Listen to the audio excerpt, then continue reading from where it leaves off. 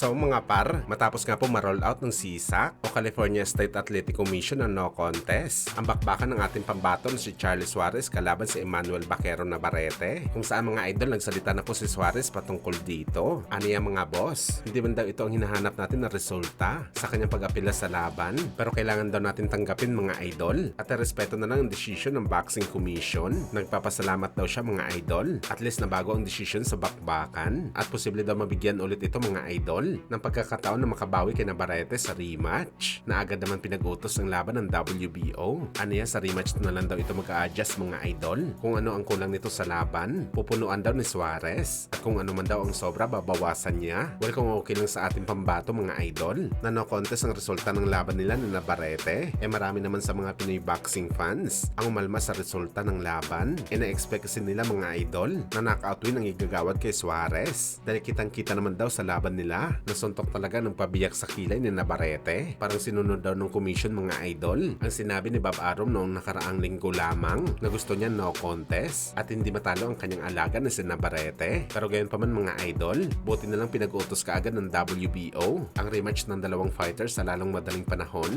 kung sakali hindi na talaga kaya ni Navarrete ang timbang na 130 pounds. Matik din mga idol na si Suarez ang una sa listahan ng mapapalaban sa WBO title kapag binakante na ng Mexican champion ang titulo.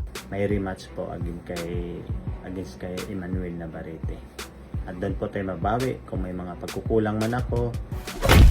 Samantala, hindi nga po maitago mga idol ng WBC welterweight champion Mario Barrios ang kanyang pagkatuwa na sa wakas daw matutuloy na ang pinag-usapan na laban nila ng ating pambansang kamao Manny Pacquiao sa July 19 sa Las Vegas, kung saan ngayon pa lang daw mga boss, malaki na ang papasalamat ni Barrios kay Boss Manny dahil mas lalong nakilala pa daw ang kanyang pangalan ngayon sa mundo ng boxing sports dahil ito kay Manny Pacquiao. Kumbaga mga idol, mas lalong lumakas ang brand ni Barrios. Nakakasali na ang pangalan nito sa usapan sa boxing dahil lamang sikat na sikat ang kanyang mga kalaban na si Pacman. Halos daw kasi ng mga sports outlet sa buong mundo mga idol, binabalita ang laban nito kay Pacquiao. At ito talagang kinatutuwa ni Barrios. Hindi lang daw kasi sa US at Mexico ito kilala, pati na rin sa buong mundo. At kagaya sa sinabi ko nung nakaraan mga idol, manalo man o matalo si Barrios sa laban nito kay Boss Manny, matik talaga natataas ang value ni Barrios sa kanyang next fight. Kumbaga mamahal ang kanyang presyuhan kapag lumaban siya ulit sa ring pagkatapos kay Pacman.